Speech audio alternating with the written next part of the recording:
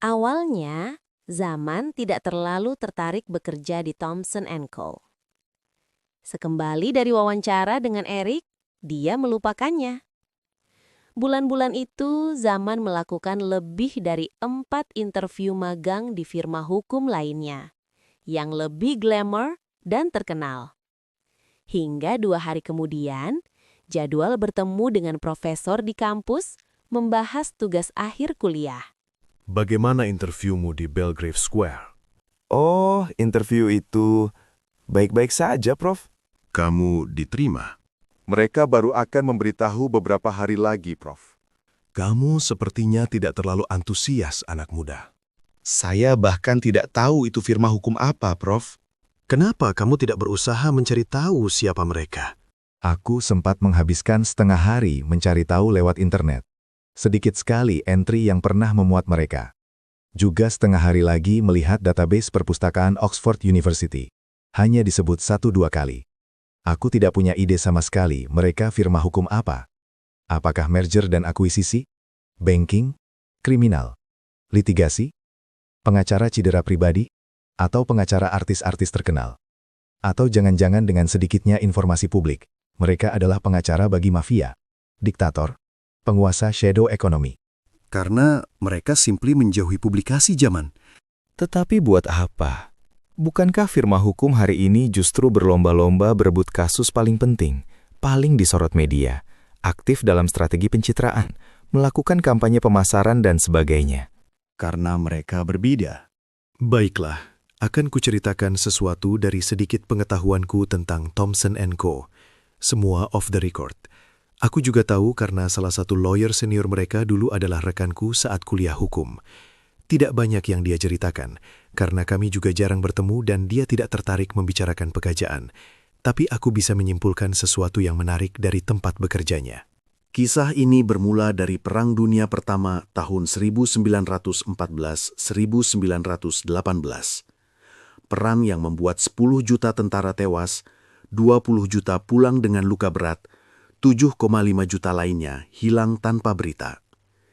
Inggris yang terlibat dalam perang itu kehilangan banyak sekali warganya. Perang memaksa tua muda, kaya miskin, siapapun yang masih sehat dan kuat pergi ke medan pertempuran. Itu masa-masa menyedihkan. Orang tua kehilangan anak-anak, bayi-bayi kehilangan orang tua, istri kehilangan suami, saudara kehilangan adik kakak, dan kekasih kehilangan pasangannya. Apa korelasinya firma hukum itu dengan PD pertama, Prof? Korelasinya sederhana. Tanpa disadari, perang membawa implikasi panjang dalam hukum warisan. Kamu tahu Zaman, banyak keluarga kaya raya kehilangan pewaris karena anak-anaknya atau anggota keluarganya tewas di medan perang. Saat pemilik harta itu juga meninggal, itu menjadi masalah serius bagi bangsawan kaya di Inggris karena mereka meninggalkan properti bernilai besar. Thomson Senior adalah pahlawan perang di Angkatan Laut Kerajaan Inggris.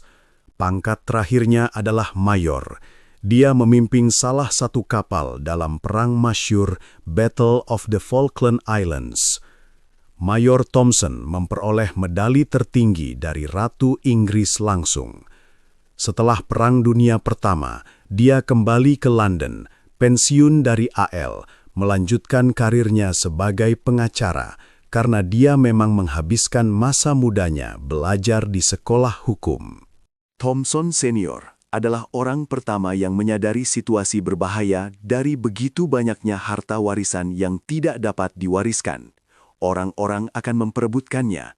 Harta itu bisa memicu pertikaian, bahkan dalam kasus serius, peperangan skala kecil. Belum lagi bicara tentang properti yang terbengkalai, kekayaan yang tidak bergerak, bisnis yang mengalami kemunduran. Itu dapat mempengaruhi perekonomian Inggris. Thomson Senior memutuskan mendirikan firma hukum, lantas bekerja sama dengan Parlemen Inggris, menyusun peraturan yang lengkap dan komprehensif bagaimana menangani kasus-kasus harta warisan yang terjadi. Dunia, terutama sistem hukum Inggris, berhutang besar pada Thomson Senior. Dialah yang mendirikan pondasi hukum warisan modern. 100 tahun berlalu, Thomson Senior sudah digantikan oleh anaknya.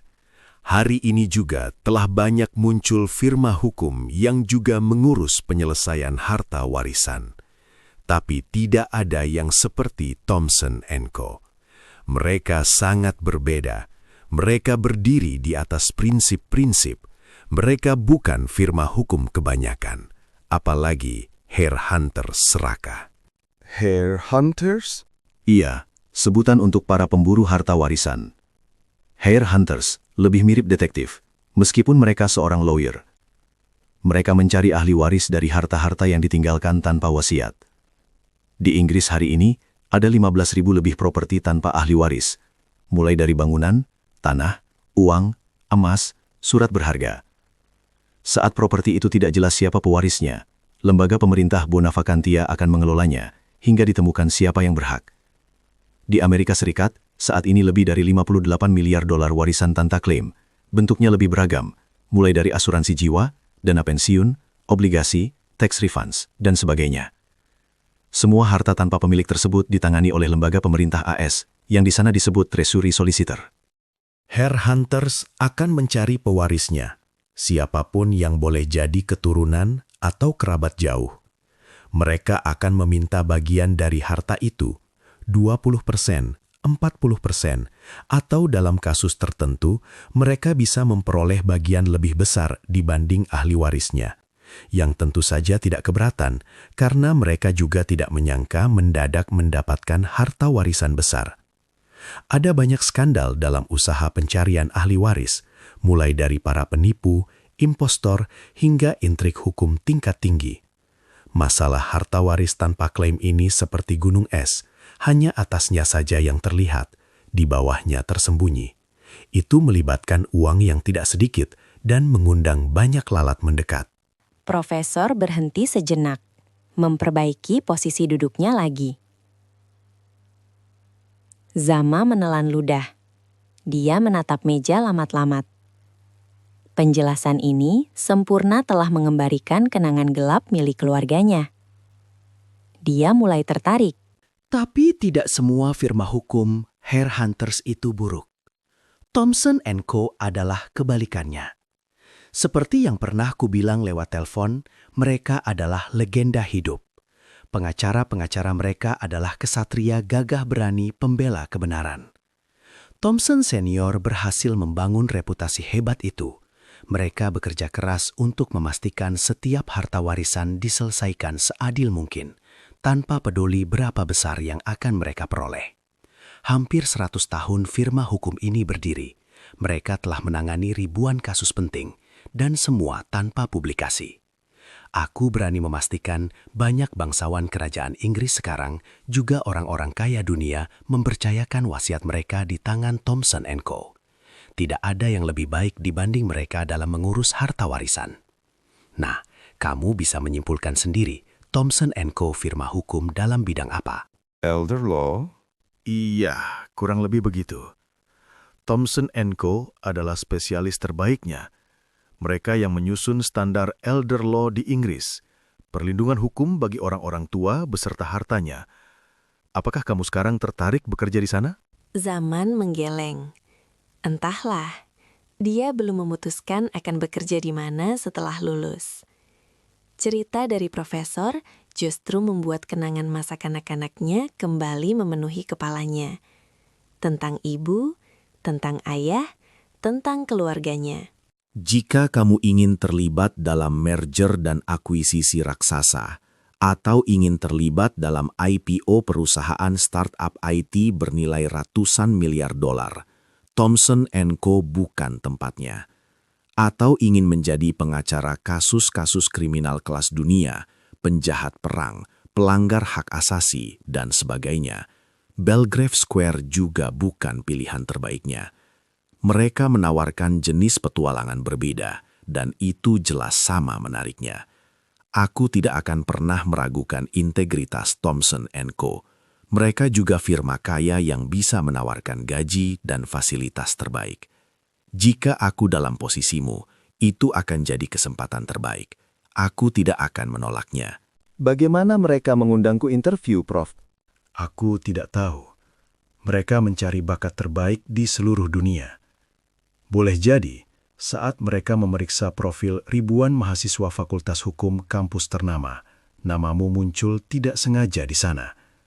Mungkin mereka tertarik membaca profilmu yang punya 14 piala taekwondo, atau setelah melihat namamu yang unik, Zaman Zulkarnain, atau tertarik setelah melihat nilai-nilaimu yang selalu jelek.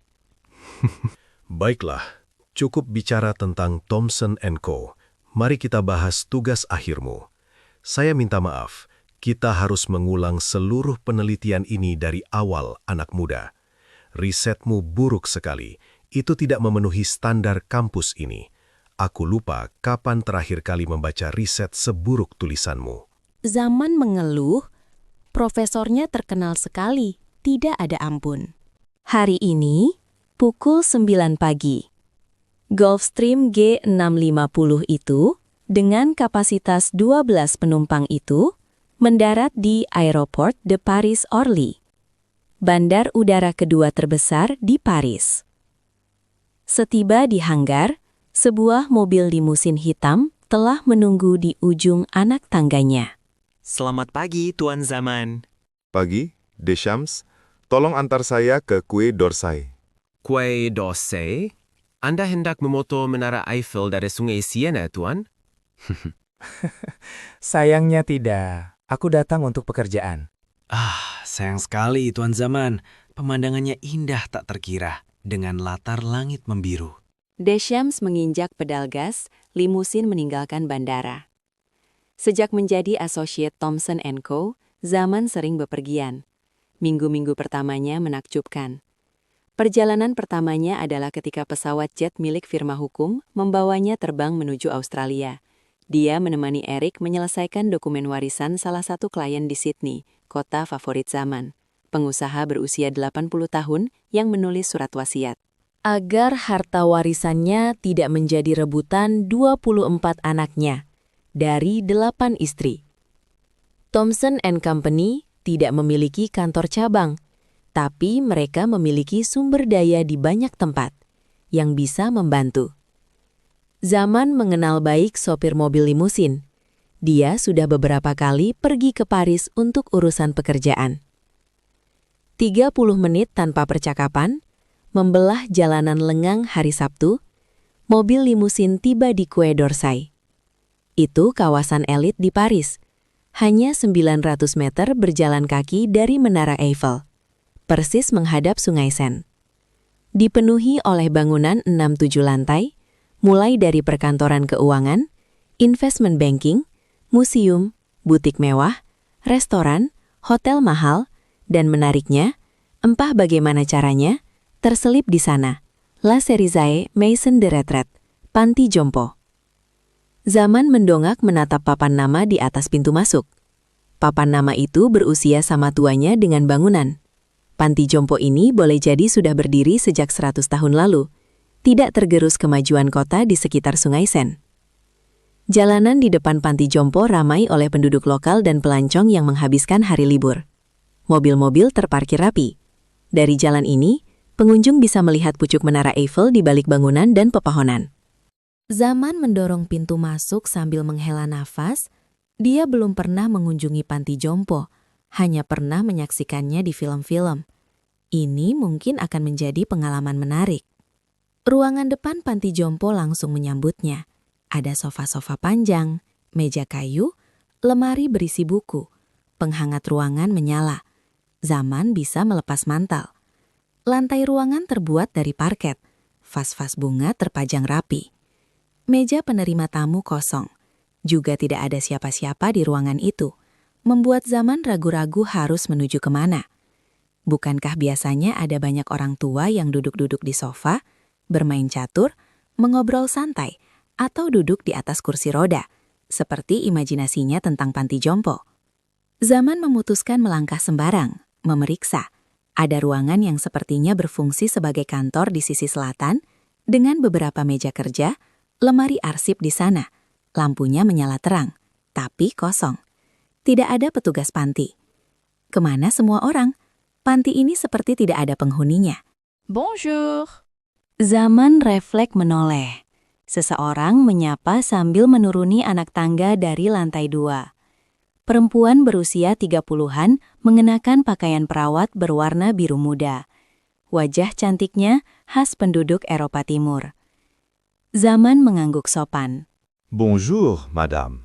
Ada yang bisa saya bantu? Perempuan itu mendekat. Dari jarak beberapa langkah, Zaman bisa melihat wajahnya yang suram dan matanya merah, pertanda habis menangis. Maaf, aku masuk tanpa menekan bel. Aku tidak menemukannya di pintu depan. Saya hendak menemui petugas panti ini, tapi tidak ada siapa-siapa sejak tadi. Tidak apa, kami memang tidak memasang bel.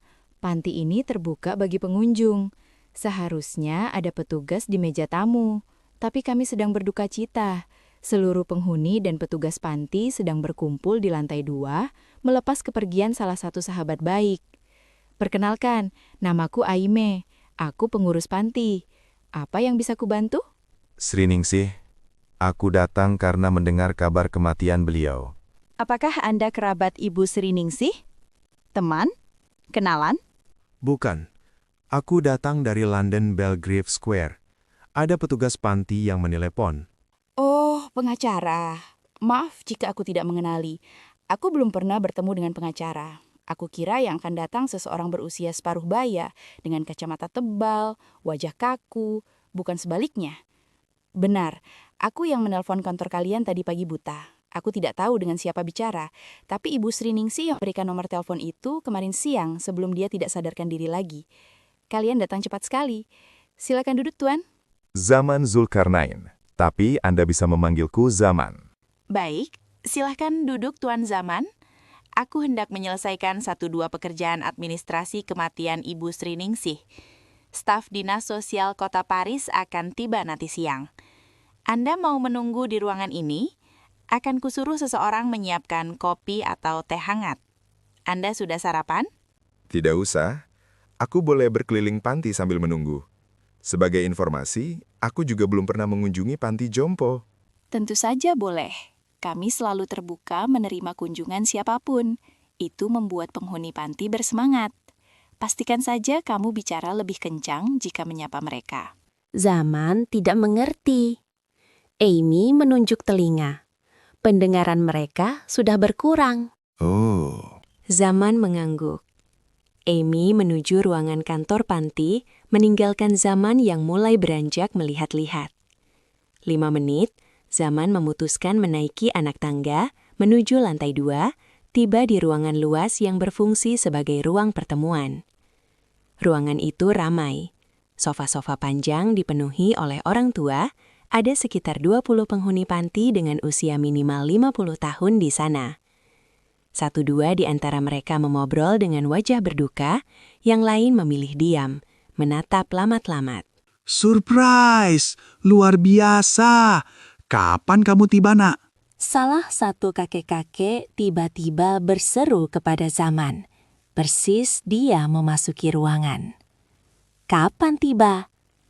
Zaman menatap bingung. Kakek-kakek ini seperti sangat mengenalnya. Bagaimana kabarmu? Sudah lama sekali kamu tidak mengunjungi orang tua ini. Kakek-kakek itu bertanya riang, dan sebelum sempat Zaman menyadarinya, dia sudah memeluk erat-erat Zaman. Astaga, kamu seharusnya bilang kalau hendak berkunjung. Zaman bingung, dia hendak melepaskan pelukan. Apa yang terjadi?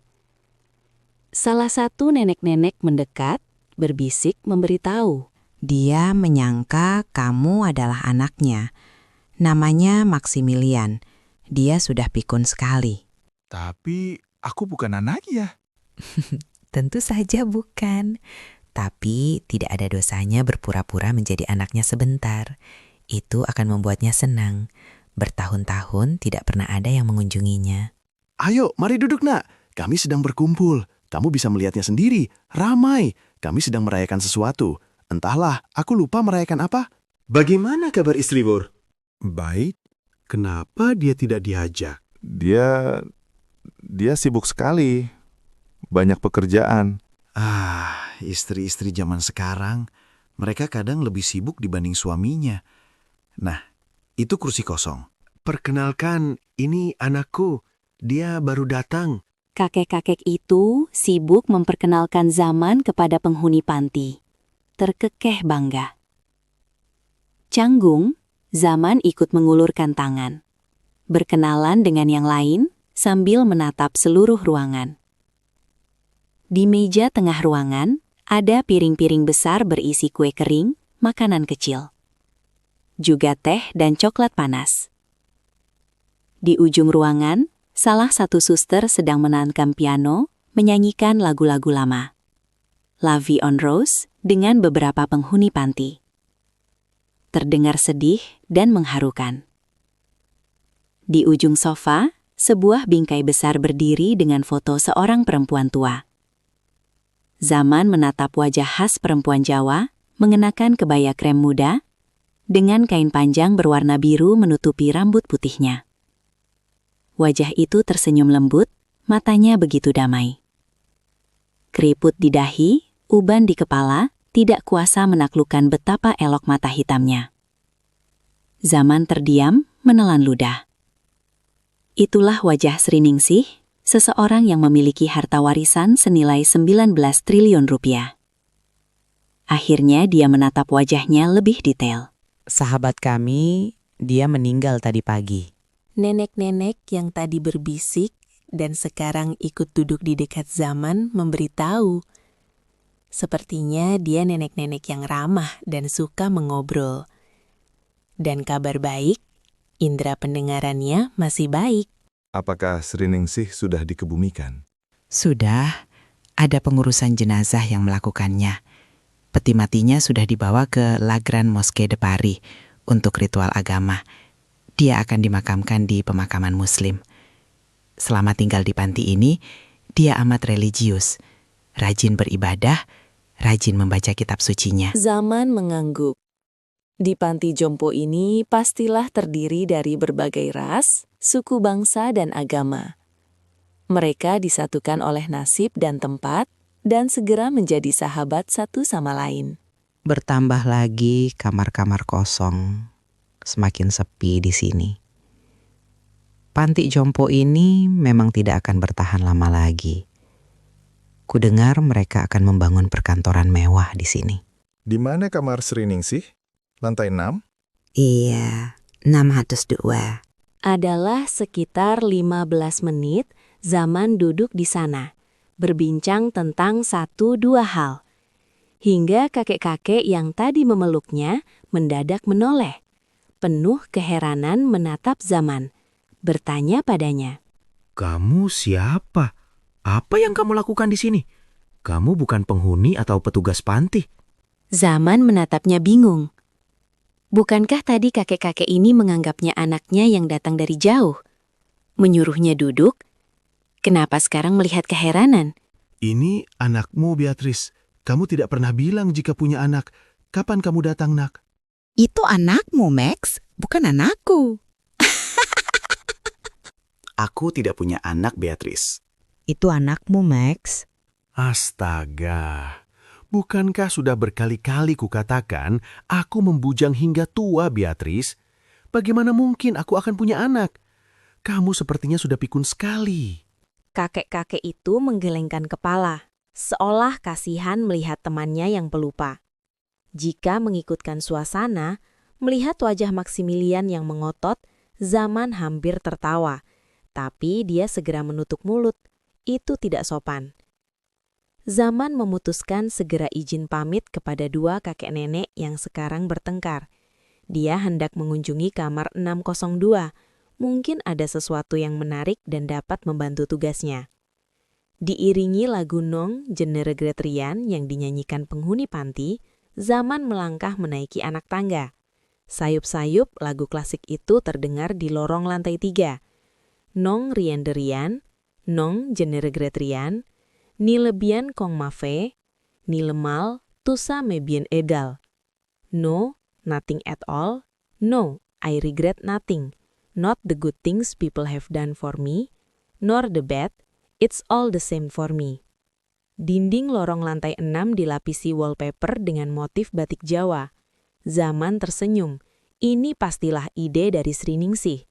Lampu dinding menyala lembut, membuat wallpaper terlihat menawan. Kamar 602 ada di ujung lorong menghadap jalan raya. Berdiri sejenak di depannya, Zaman mendorong pintu. Terpana. Ini bukan kamar di kota-kota modern Eropa yang minimalis. Juga bukan kamar di apartemen mewah. Ruangan ini lebih mirip rumah di pelosok tanah Jawa. Sederhana, tapi bersahabat. Ranjang besi dengan ukiran beserta kelambu. Tempat tidur dilapisi spray putih lembut. Bantal dan guling dengan warna senada ditata rapi. Wangi bunga melati menerpa hidung. Penghuni kamar ini pastilah menyukai aroma itu. Ada sepasang wayang kulit di dinding kamar. Juga lukisan-lukisan alam Indonesia, salah satu gunung di Pulau Jawa. Juga lukisan hitam putih, menunjukkan Tugu Monas Jakarta yang sedang dibangun. Sriningsih sepertinya tidak pernah melupakan akar tanah kelahirannya. Ada beberapa foto Sriningsih di sana. Salah satu di atas meja dengan figura kecil.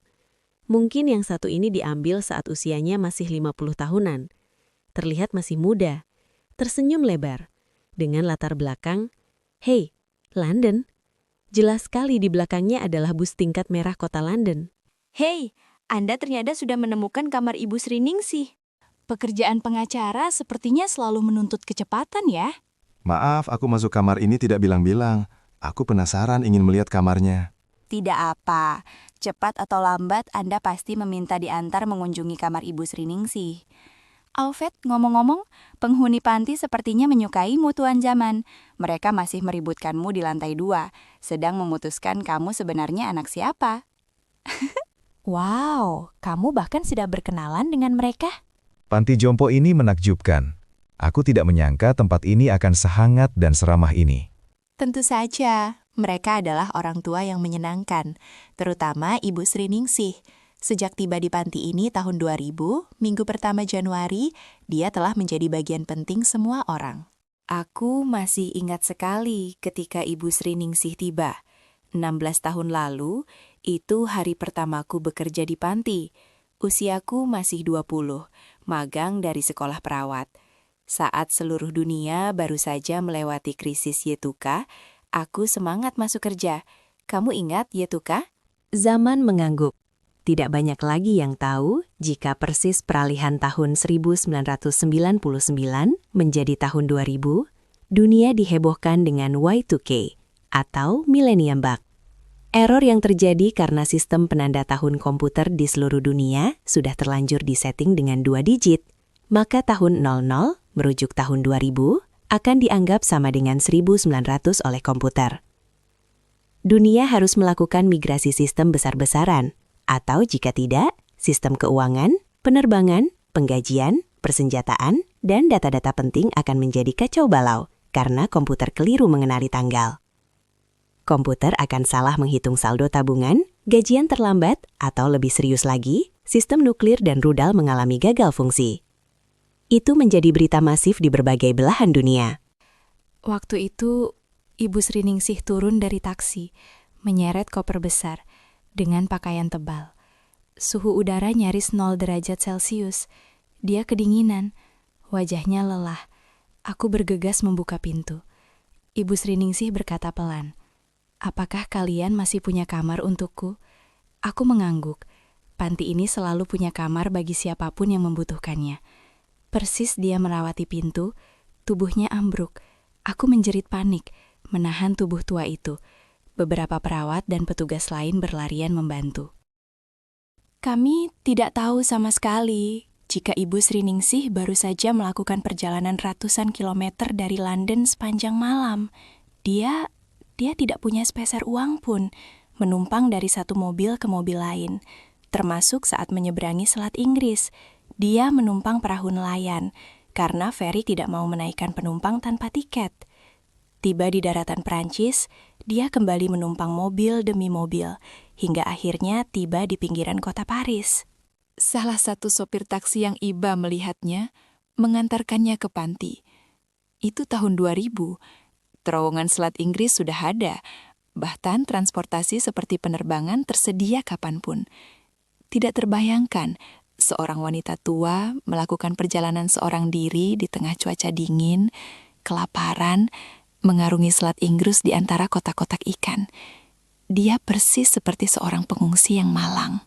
Dokter Panti bergegas memeriksa Ibu Sriningsih. Aku cemas sekali. Aku tidak bisa membayangkan jika di hari pertama kerja ada kejadian buruk. Setengah jam, dokter membawa kabar baik. Dokter bilang Ibu Sriningsih hanya terlampau lelah. Dia akan baik-baik saja setelah infus asupan gizi terpasang. Ibu Sriningsih siuman sore harinya. Aku yang menunggunya, di samping tempat tidur. Saat matanya terbuka, dia menatapku lamat-lamat.